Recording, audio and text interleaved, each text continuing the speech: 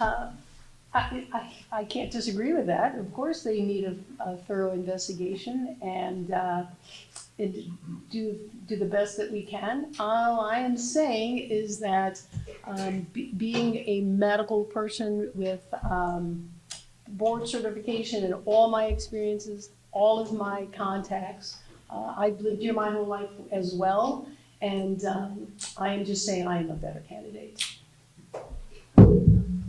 All right, well, they will not be directly competing this May, but they will be directly competing in November, so you have gotten a sneak peek in that race. Thank you. All right, let's start with you, Treasurer Swagger, to tell us a little bit about what it is that the county treasurer does, and whether you can give us any money. Absolutely not. But to answer your question, first I would like to thank you for hosting this today. All of the work you and your volunteers do at the American Democracy Project, I think, truly makes the community a better place with more educated voters. My name is Tim Swagger. I'm the current St. Joseph County Treasurer, and I'm also the Democratic candidate for State Senate on your May 7th primary ballot. A day in the life of the County Treasurer, our major tasks involve collecting property taxes, which involves overseeing the billing process as well as the collection, and overseeing our county's investment funds. And I know we've talked about policy making versus non-policy making decisions quite a bit today, but I think what really separates good treasurers, assessors, auditors, etc., is being able to discern where you may have some policy making discretion. There are ways to work within the margins to be able to help and serve your constituents. One thing I'm particularly proud of in our office is coming out of COVID, there was historically a payment plan that was mostly word of mouth and often lent itself more to kind of your landlords, your speculative properties, even kind of your vacant lots and slumlord types. What I wanted to do was reform that system and make it for people who live in this community and hold a homestead exemption on their property and give them a little bit of lifeline as we're coming out of COVID and people are getting their financial feedback underneath them. And we had over 400 families sign up enthusiastically. And it was a very great example of how these offices can directly touch people's lives and bring them a little bit of financial certainty, a little bit of peace of mind, and a lifeline into some better times. Thank you. And Mary Beth Wisniewski, what would you bring to the office? What kind, are there any changes you'd like to make? I don't think changes. I think maybe just working on some of those offers, implementing easier methods for paying taxes in person, online, mail. Continue to work with the staff to give them the tools they need to be able to be cross-trained in the office. I believe, everybody should know everybody else's job just in case, people get sick, go on vacation, COVID hit. Communication. I just think communication between the various offices, the vendors, just need to keep that in place just to ensure that the residents of St. Joseph County are provided with exemplary service. What, if any, interaction do ordinary everyday citizens have with the office? Yeah. The main interface that our office has with the public is in the property collection and billing process. We oftentimes deal, the nature of county government in Indiana and the wisdom of our founders by making these separate constitutional offices as checks and balances on each other, I think today has an effect of often confusing people, disgruntling them, and when it comes to taxes, oftentimes you're not very happy, right? And these people really want to be heard more than anything else, and they want to be helped, they want to feel helped. So I think our office has done a tremendous job, and major credit to the staff that was there before me and will be there long after I'm gone, at prioritizing community service, helping people, and making them feel heard and finding solutions for them. And to Mary Beth's point, I think she hit it right on the head that in this current county environment, we are constantly doing more with less. Our office oversees an $80 million investment portfolio, and at one point or another touches most of the revenue coming into the county. And yet we're only a staff of 8 people. So it is incredibly important to have dedicated staff that is cross-trained and knowledgeable on these things. And I'm very confident that Mary Beth will continue that into the future. Do the staff have particular training in order to do that job well? I will also take that. They do, and professional development is something we've really strived to improve in our office. We've even gotten additional funding through the Auditor and Commissioner's Office for training purposes, especially when it comes to accounting professional development. A lot of people come into the county without any kind of codified degree or anything, but they still have real life skill sets that can contribute to the office. And so one of my goals, since we are not able to offer lucrative positions, is professional development so that maybe they can reach that next step in their career, but also be better public servants. And what do you do, and what would you do as well if somebody says, my property taxes are just too high, you need to do something about it? You can take How that. do you decide? And I guess that puts into, I worked in the assessor's office for a number of years when they were just township assessors as well. I am a level 2 certified assessor appraiser through the Department of Local Government Finance, and the assessor's office is what starts the base of your tax bill, and I think Alta would agree with that. Your assessment has to be accurate. Your square footage on your home, your amenities, all those things play key into the base of your assessment, which converts into your tax bill. That assessed value times the tax rate will generate your tax bill. So it's those 3 offices that need to work together to make sure that those taxpayers have their accurate assessment, their accurate tax, and being. So you explain that, and then you send them to the assessor. Exactly. All right, yes. My question is, the county has $80 million? That isn't a small part of your job. So tell us about that. It is not. It is not a small part of our job, and it actually has indirect effects on the taxpayer as well, right?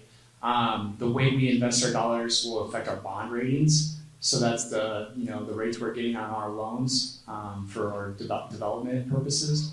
And so one thing I'm very proud of is when I took over the State Board of Accounts and a lot of our bond ratings agencies like S&P and Moody's, we're very critical of how we kept records. It was a very DIY kind of style. So what I did is I brought in a very low cost software that was automated and professionalized, and it had a positive effect on our bond rating, which is going to have tremendous effects on taxpayer savings. And it's not a small part of the job. I think the job does take some degree of financial acumen. When we're investing, we're mandated by the state to invest only in municipal agencies within the state of Indiana, federal legislative agencies, certificates of deposit. These are all fixed rate securities. So you don't exactly have to be a financial whiz, but you do need to be knowledgeable. And if you're not, you definitely need to have a hunger and a desire to learn and grow. One of the first things I did when I took office was did a 3-week bond school, and that gave me a really solid footing. And then I guess ever feeling imposter syndrome, enrolled in an MBA program at Notre Dame. So I enrolled in MBA at Notre Dame. So financial background definitely plays in it, definitely helps. But I think there are enough resources out there for you to be a good financial steward of those investment dollars, and also working with knowledgeable professionals and consultants that the county has at their disposal. Thank you. Great question. Other questions? Yes, Penny. I have a lot of rental properties, and I pay over about $45,000 a year in property taxes. And I don't understand why housing that is rented out to people to live in doesn't get the tax benefit like homeowners do, because everybody wonders why the rentals are so high. $1,600, $1,800 a month in South Bend for a 3-bedroom. That's You where know, you put your but state by revenue. the time you pay all these property taxes, so why don't we have exemptions for people that are renting these homes? So everyone's go broke. And the question for people who are maybe watching the recording is that landlords pay a lot in property taxes and don't get the same kind of breaks that a homeowner would, why not? Yeah, well, when it comes to exemptions, I guess it would be hard to give an exemption to a tenant since we're only billing owners of real estate property.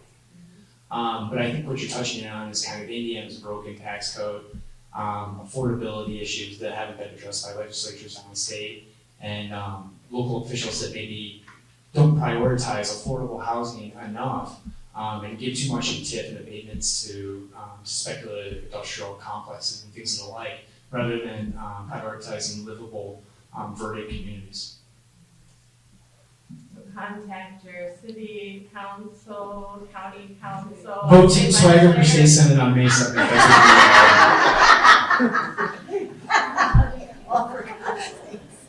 Yes, question back. To the treasurer, would your department have anything to do with making a decision on South Bend, receiving money for land banks, creating land banks? No, we wouldn't. And previous treasurers have tried to find ways to be supportive of land trust efforts, but state law really ties our hands on what we can do with that. I think the city of South Bend and citizens at large have a lot more autonomy and power to act in that way. I'm very supportive of those ideas, though. I think they have a really transformative potential for communities, especially cleaning up blight. And I continue to explore avenues for assisting. The question was about land banks and whether his office would have anything to do with that. Could you explain for those who might not know what a land bank is? Well, land banks are typically organizations that they have different stakeholders, and that will vary by land bank to land bank. But their mission is typically to collectively tie together their resources and improve a community, so that's buying blighted properties, empty lots, and things like that. Did you have a quick follow-up or? No, I guess my follow-up would be, so who would I need to talk to down the state? Your legislators absolutely. State law plays a major role, and I would say we need champions locally here now more than ever on those issues, because it comes to, I think it speaks to issues of thriving communities and also getting some affordable housing that is for people in the community within that community. I think that would be step one, and I think there are some people, and I'd be happy to connect with you after this, that are within the community that have done a lot of work on this issue already. You probably already know them. You seem like you are very knowledgeable on this. But yeah, I think that's step one. That's step one, is we have to have improvement downstate, because our state legislator acts in a certain way purposely to tie hands to the benefit of special interests, and I think we need to shine as bright a light on that as we can. So luckily, if you're not sure who to contact, and you want to know who your state legislators are, we have a handy-dandy citizen's guide to representative government in St. Joseph County. It includes all your public meetings. It includes all of your elected officials. It tells you when different officials are up for election next, and it gives you their contact information. So you can get one of these at the reception table there, at the reception table there, at the league table. So that league guide is very handy, and I know a lot of public offices as well as the public library has copies of those guides. It's also available online, but it can be handy to just have right on your desk, so when you do have a question, you know who to call. All right, thank you both so much. Are we done? Great.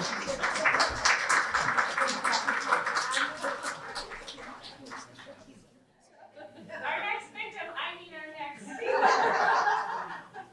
is Chief Deputy in the Assessor's Office, Alta Neri, who is a level 3 appraiser.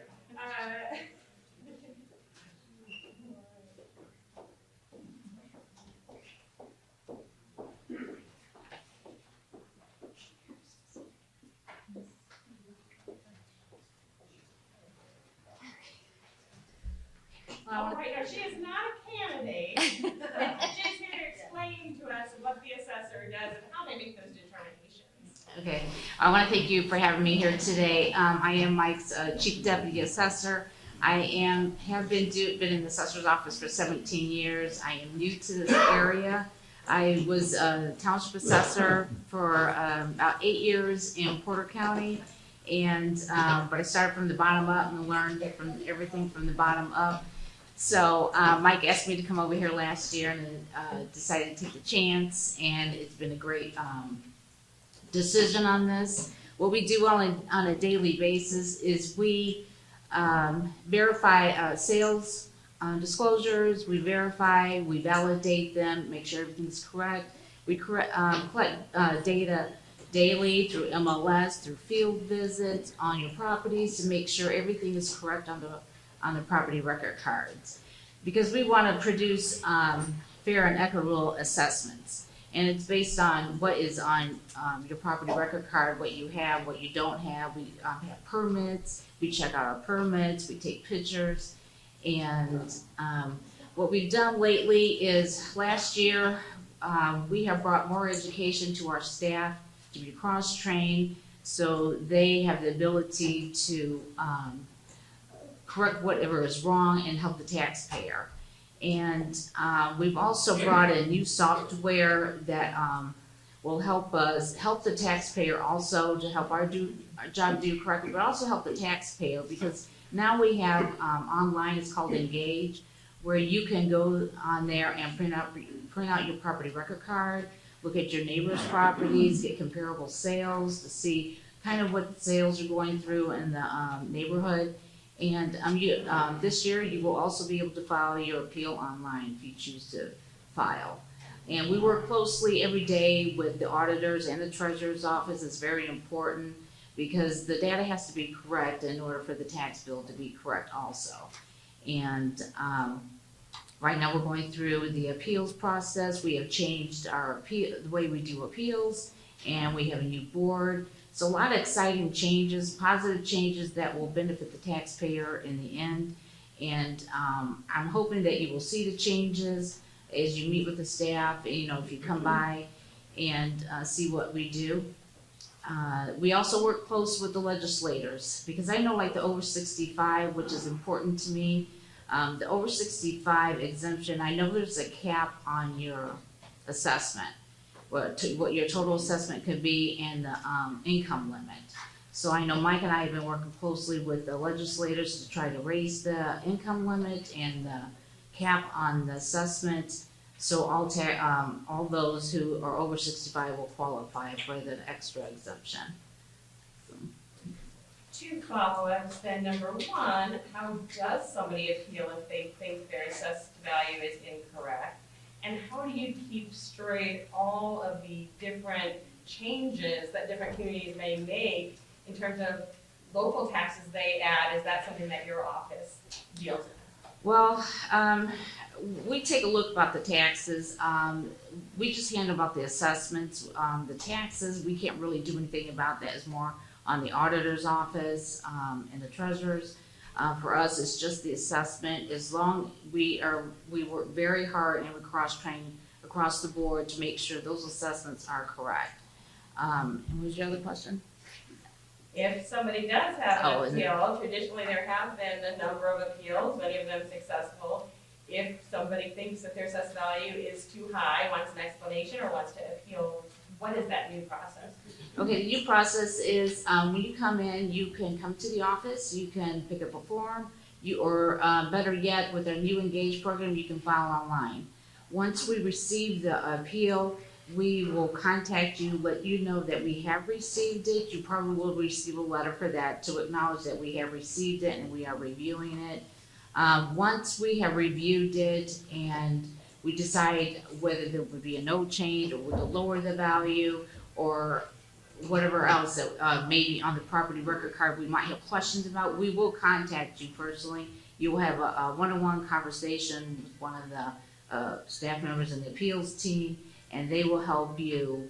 They'll go over the property record card and make sure everything is correct, fix anything that is not, and if they have a value for it, if they are able to lower it, they will offer you that value.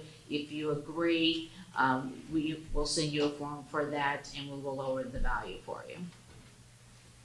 Questions from the audience about the assessor's office? Yes. Yeah, just a quick question. Basically, when you do the assessment, is this all done by somebody sitting in their office? Or do they ever go out and actually look at the property they're assessing? Well, we do field visits, and especially if we have questions during the appeals process, if we have questions, we will go out and we will take pictures. If your house is in distress and we need more information, we will go out and look at it. But we also, according to Indiana law, we have to do mass appraisal, where we can't physically go out and visit each parcel. So it's called mass appraisal, where we assess everybody's property based on sales within your neighborhood. And that's how we come up with the new trending factor, which we do every year. Are those sales disclosures open to the public? Are the Yes. sales disclosures open to the public? as Yes, well? if they should be online with our Engage program. You should be able to see how much it sold for. Yes. So you would need an address to look that up? Yes. Mm-hmm. All right, any other questions? Thank you very much. The two of you mentioned other offices, so I'm just gonna ask you to give a quick, maybe 30-second explanation what the auditor's office and the surveyor's office actually do.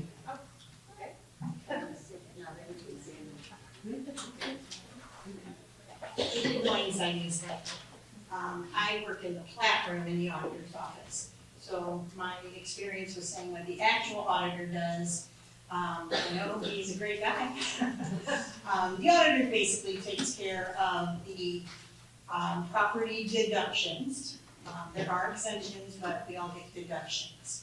And we correct tax bills. And we offer help to the community to get their tax bills straight. Sorry, you really got me on that one. I do plats and splits. What I do is manipulate them for taxation. So I'm the one who gets your tax number together, and we then go ahead and charge the actual individual for their taxes. And we keep hearing how these offices work together.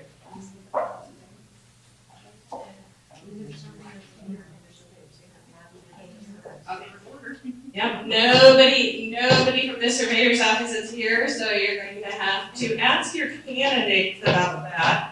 And right now we have one candidate, Derek Dieter, who's running in the Republican primary. As some of you know, candidate parties also can slate candidates after the primaries if they didn't have a primary candidate. So we may see another candidate emerge. You can also read about where the candidates that you've heard from stand on vote411.org. That will be published very soon, and we will have candidate statements. There are two candidates that have been taping some videos to meet the candidate videos to let you know more about them. Next up is Amy Rolfes from the County Clerk's office. County Clerk's office.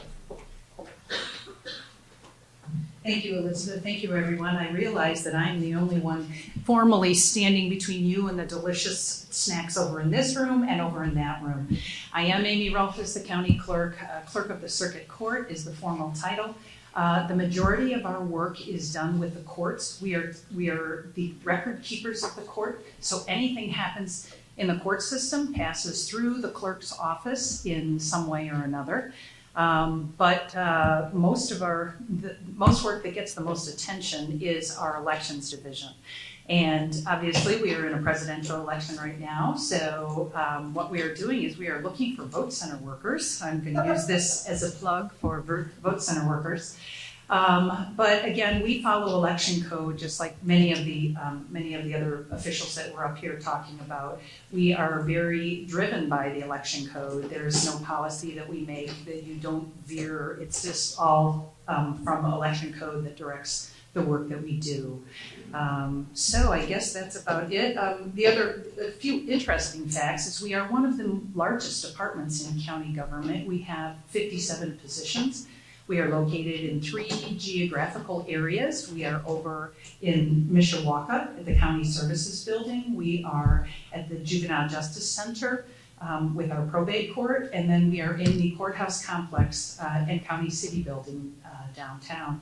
So 57 positions in 3 different geographical locations and about 14 different offices.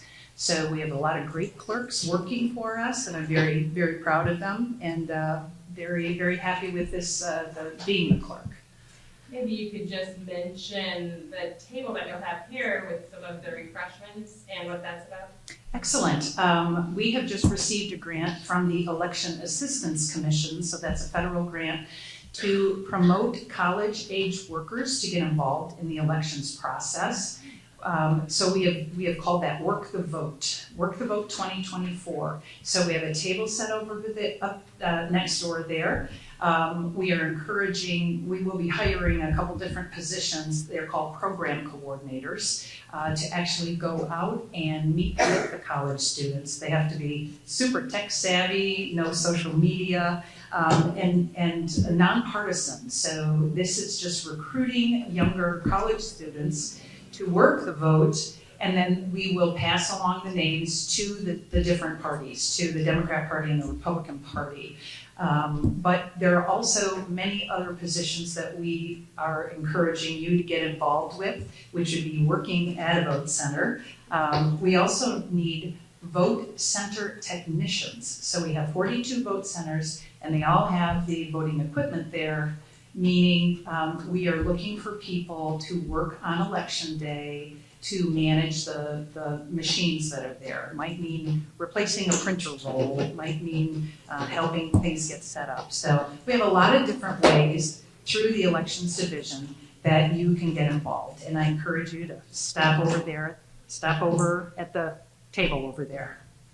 All right, any questions about the clerk's office?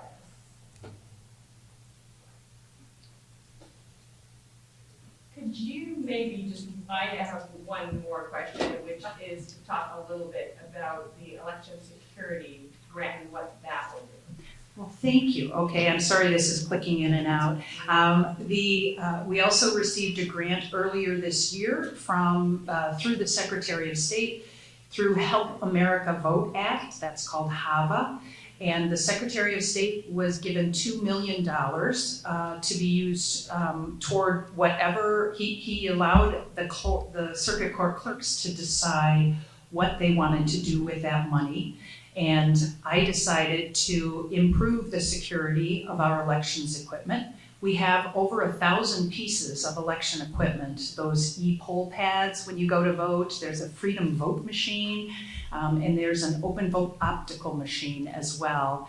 And I just wanted to use my share of the money in order to protect that equipment just a little bit more. Thank you. Question. So you trust in the system as it was, or did it take $100,000 to? I trusted in the system the way it was, but I looked for opportunities to improve. Absolutely. So what was it? Like, so the system, what I'm not understanding is that, people have been voting. I mean, we started mail-in voting in the Civil War, right? So the system has been working this entire time. Did they take $100,000 to, fix it, or was it already, it was just this? Well, it sounds like you're referring to mail-in voting. That's not what this is. This is securing the election equipment where it, in the location where it is stored. Just making sure the election equipment is safe and secure. So it's all technology based. Mm-hmm. Nobody is tampering with those machines. Exactly, that's the whole point. And I realize that there's lots of curiosity about what this $110,000 is going toward. And just for security purposes, I decline to tell everyone right now. After the security equipment is in place, I'd be happy to talk about that. But for right now, I don't want to expose any vulnerabilities that we would have. I'll just change it to a simpler subject. When does absentee voting start and when is election day? Oh, excellent question. Thank you so much. Thank you so much. Our first ballots, absentee ballots, went out today. Today is the deadline, of course, in election code that any absentee ballots that were requested prior, were mailed out today, so we're right on target with that. Absentee voting, early voting begins on April 9, and you can vote at the County City Building. You can also vote at the Mishawaka County Services Building, Monday through Friday, 8 to 4:30. And unlike mail-in ballots, and with the laws set by the state legislature, that early in-person voting does not require any particular excuse, correct? Correct, yes. Early in person, you can just walk right in, just make sure you bring your photo ID. One more thing. Can you really like put out there, because there's this stigma of early voting or mail-in voting, and can you just tell people that it's all absentee? Like, you just, like, if you vote early in person, it's an absentee ballot just as much as you mail it in. Right, so people have the stigma of mailing in the ballot versus voting in person early, it's all absentee. Right? Well, technically, yes, the term is absentee. However, I think it's a lot easier for people to understand that they are voting in person. They are coming to the location, they are voting in person. So I think absentee, you can vote through the mail absentee, but I hesitate to call it absentee when someone is walking into the county services building or county city building. It's early voting, yes, This yes. is actually an interesting change. The Secretary of State used to get upset if we called it early voting, because they said, oh, those ballots are not counted, you're not actually voting early, it's absentee in person. And that has been a change now in language, in part, I think, due to confusion that people have regarding, so now the absentee voting, the way they talk about it is often by mail versus the early voting in person. We haven't had a change in what the Secretary of State has asked us to call that early in-person voting. But Mohammed, I think you're talking about whether or not there's a security difference or. No, I'm just saying, it's the same. Like, if you vote in person, that means you're absent on election. Even if you vote for 30 days, it's 30. So technically, it still is called that, but. You can check your Indiana voter roll, it still says absentee. It still says absent. Yeah, So that's absentee. the source of confusion. Yeah, I think it was just public confusion. So we've heard a few times, ask your state legislator, contact your state legislator. I did tell other candidates and politicians who might be present that they could say a quick hello, let people know who they are and how to reach out to them. I do see at least one state legislator here, Representative Maureen Bauer. And thank you so much. And you can check out the Work the Vote program right after the program. Sure.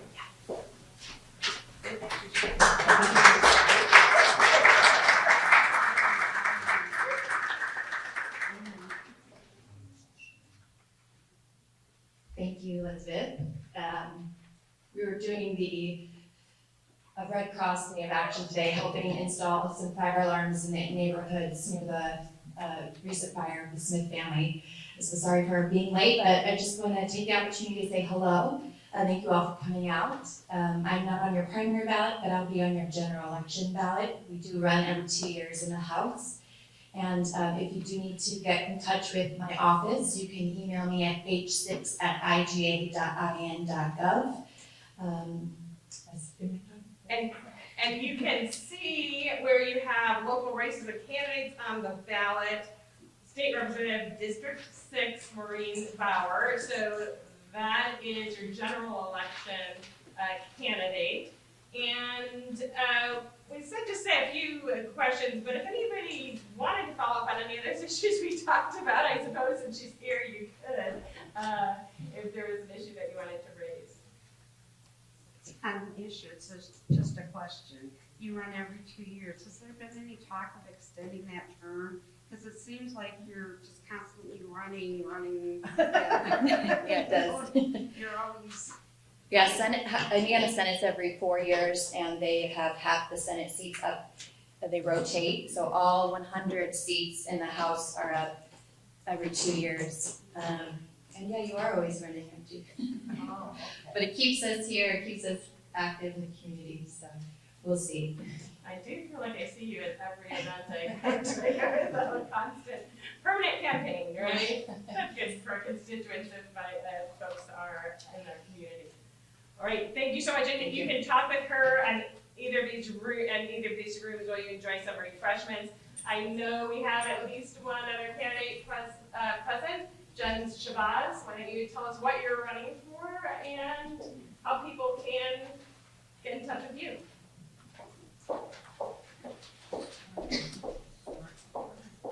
Thank you. I will be quick as well because I know you guys have all been sitting here listening to everybody. My name is Jen Shabazz. I am running for County Council District D. You are actually sitting in County Council District D right now.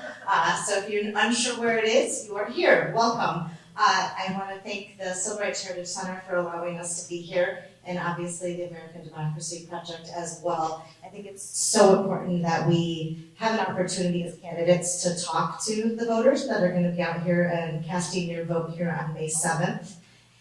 Quickly, and I mean very quickly, I am running for County Council because the last 2 years or so, I have seen a council that does not feel like they're working for me. I've seen the dismantling of our healthcare department. I've seen the word equity, CDC guidelines used to deny grants, the closing of Portage Manor, taking our most vulnerable citizens, moving them to Fort Wayne at a time where we know we need more healthcare beds in the future, not less. We had an attack on our library board, and the list seems to continue. So I'm here to be a voice of transparency, to be someone that you can reach out to, you will hear from me, I will answer your questions, I will listen to you, and I will work with the entire county council to make St. Joe County a better place. So I appreciate your vote. You can go to votegen.com to learn more. Thank you.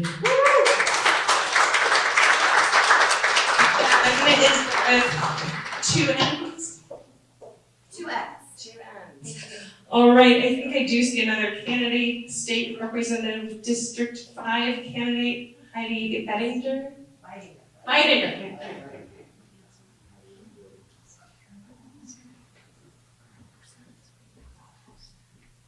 Thanks, Elizabeth. Thanks for hosting today. I'm Heidi Beidinger, and I'm a candidate for Indiana House, District 5. I came here, much like Maureen, I was in the near Northwest neighborhood, and we were working on lead poisoning prevention. It's an annual event that my team and I at Notre Dame, it's called the Notre Dame Lead Innovation Team, we go out and we spread mulch on exposed soil where there is risk of lead. And putting mulch over exposed soil then reduces that risk of lead and prevents lead poisoning. So, that's me. Ask me about lead. But in terms of being a candidate, I'm super excited about running. Most of you know that I ran in 2022. We set up an amazing campaign. We are people strong, we are people powered, and I would say that the focus of our campaign is on families, that they have the freedom to be educated, healthy, prosperous, and safe. Thank you. Thank you so much.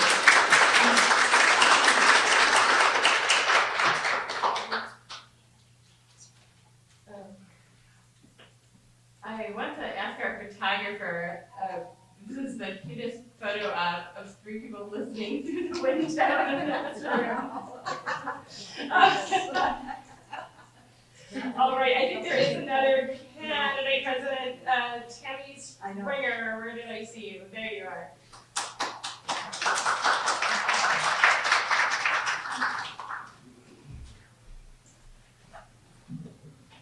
Hi, I'm Tammy Springer. I'm running for St. Joseph County Council District I, which is the eastern part, including Osceola, eastern Mishawaka, northern Mishawaka.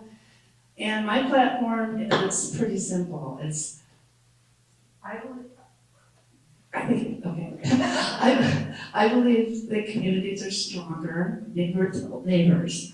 So I don't feel that the council has been reflecting that the last few years. They're not putting neighbors first. And that includes everybody. So my slogan is leadership with community at the heart. And it's all about on the neighbor level, community, having compassion on our neighbors. So that's it's voteTammySpringer.com. VoteTammySpringer.com is my website. Thank you.